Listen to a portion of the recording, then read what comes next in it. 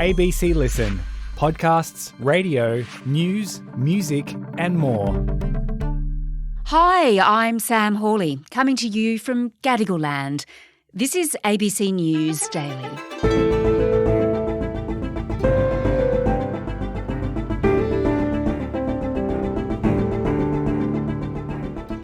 You probably know a bit about hydrogen from your science lessons at school, but you're about to hear a lot more about it as Australia embarks on a massive push to become the world's hydrogen superpower.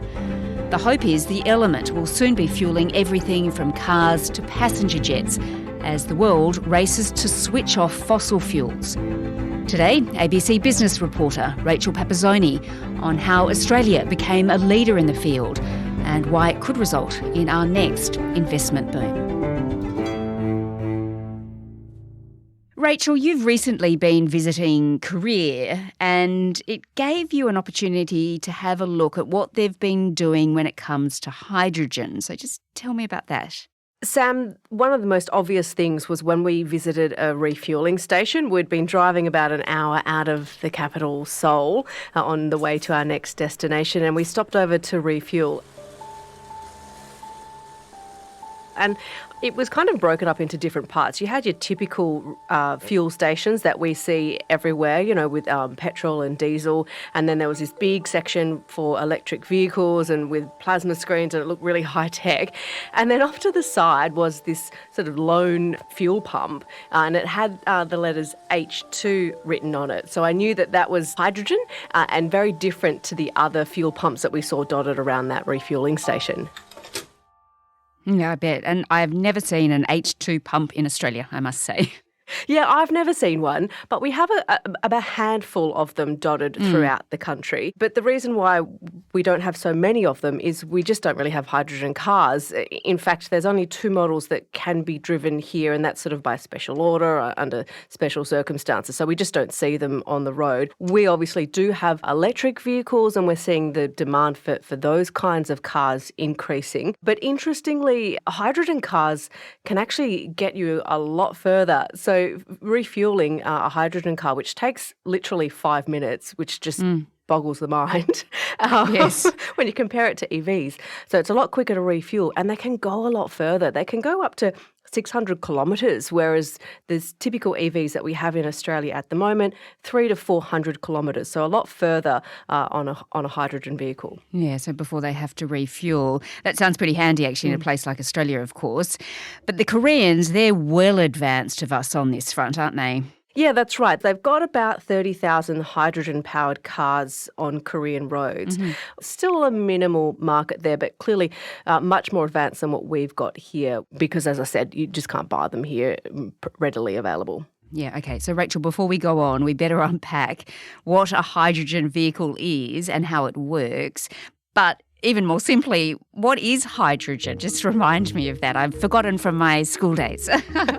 Yeah, so hydrogen, I guess the easiest and most readily accessible application is as water. Most people, I think, know H2O, which is 2 hydrogen atoms attached to 1 oxygen atom. So to get the hydrogen separated from the water, there's a big process called electrolysis, which separates the hydrogen from the oxygen. You apply this electrical current to water. That splits the hydrogen from the oxygen, and then you capture those 2 different gases. But that has to happen at minus 250 degrees Celsius, Sam. Yes. So that's pretty complicated. And then to keep it at that temperature is also challenging. The reason why we're in a good position to be able to do this is because one of the ways of powering that process, that electrolysis process, is through things like wind and solar. And so obviously we're a pretty big country that's pretty sunny a lot of the time. So we've got access to capture that solar and that wind. But that obviously requires a separate process to capture the energy that way. And then you apply that energy to the electrolysis process, separate the hydrogen from the oxygen. So it's not simple, but it's something that we can do here. Yeah, sure. And if that process is undertaken with wind and solar, as you say, that makes it green hydrogen, and that's key, isn't it? Exactly. Okay, and I can see that Australia could be one of the leaders in the market by the end of the decade in this field. And, Joe Biden, he's pretty interested in us now. He was chatting about this with Anthony Albanese at the G7 recently. This is a huge step from our perspective, a huge step forward in our fight against the climate crisis, and I want to thank you for your strong leadership and your partnership in this challenge. That's right. So Joe Biden has declared while he was in Japan for the G7 that climate and energy will become that third pillar of the Australia-US alliance. And all politics may be local, but our friendship is permanent. Absolutely. Thank you. So that is a clear indication as well from the Australian government that it is looking at this energy source. We've had so much talking about, up till now, wind and solar and wave energy and all these different things. And this is, I guess, the next step in the process. And today what we've done is add a new element to that alliance up front, very clearly, unequivocally, climate action. So what else can we use this hydrogen energy for? Yeah, so just like any other energy source, it will have multiple applications. So it could be a substitute for natural gas that we already have in homes. The hydrogen that's created will then be used to displace things like gas used to power your homes, to heat your homes, to do your cooking. It could power other transport vehicles, right? It's not just cars. We could be seeing it in trucks, in container ships. Hydrogen may one day power colossal freight ships. Many are thirsty for the fuel of the future. But also as an energy source to fuel other processing facilities, manufacturing facilities. Green hydrogen manufacturing is coming to central Queensland. It's working, ladies and gentlemen. This is the start of the Industrial Revolution. Anywhere you need energy, hydrogen could be applied. Okay, yeah. I even see reports that it could be used one day in the future to fuel aeroplanes, which would be a bit exciting. The search for a greener way of flying is underway. This hydrogen plane could be taking paying passengers within 3 years. If we, Rachel, are pretty good at converting hydrogen into energy because we have so much sun and wind, why is it that we don't already have more hydrogen cars here? Yeah, so I guess there are risks associated with it and the technology is still being developed. You're creating a gas and it is very, very flammable. There are risks associated with it. It requires, as I said, a lot of energy to create the hydrogen, to separate it from water. And so that technology is still being refined and being, improved upon. And then, of course, the other challenge is once you've done that process to separate it is the storage and keeping it at minus 250 degrees. Say we exported it to Korea, it would be crossing the equator. And you have this issue when you cross the equator, obviously the temperature warms up and that provides even more of a challenge to keep the hydrogen at that minus 250 degrees Celsius temperature. They're trying to work out, I guess, better ways to ensure capturing that hydrogen and keeping it so that you're not losing so much. So it's, I guess, economics is coming into it as well.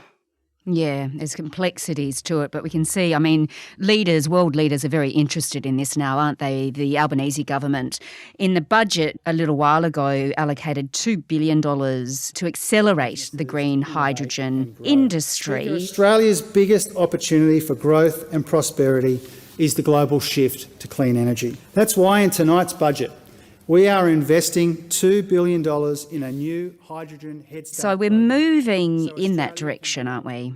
We're moving away from fossil fuels and there's so much pressure from investment companies, from superannuation funds on these sort of existing fossil fuel companies to move in that direction. For example, Andrew Forrest Fortescue Metals Group has its subsidiary Fortescue Future Industries, which itself has invested about $1 billion into researching these renewable energy sources. Change happens in two ways, gradually then suddenly. The change is now and it's sudden. The only question is, will Australia be part of it? in You time. can see Andrew Forrest. His intention is to produce enough green hydrogen to power the equivalent of 60 million diesel cars by 2030, so that's a big ambition. But it seems like we're in a pretty good position here to be providing this hydrogen to the world. Could this be our next mining boom? It could be. So the former CEO of Fortescue Metals Group, who's still on the board now and is their ambassador when it comes to renewables, Elizabeth Gaines, she's really keen to see hydrogen develop. And in fact, she thinks it could be as important to the Australian economy as iron ore has been. Well, I certainly see a future where hydrogen and the export of renewable energy will be as important as iron ore, other commodities and LNG have been to the Australian economy. Look at the contribution. I've spoken to analysts who sort of, examine these topics, and one of them is Vivek Dhar from Commonwealth Bank. He's their mining expert. Analysis by Vivek Dhar shows that 40% of the feasible projects that have been announced and 60% of the publicly announced projects by companies in Australia are to do with hydrogen, potentially if all those projects go ahead, and that's a big if, that's $260 billion worth of investment just in hydrogen. We had a China-driven boom, and that saw a lot of demand for our resources like iron ore and coal as China's middle class developed and their urbanisation increased and they needed to build more buildings, and so the demand for steel was really high and still is. What we could see now with this, renewable phase that we're in is this investment in hydrogen.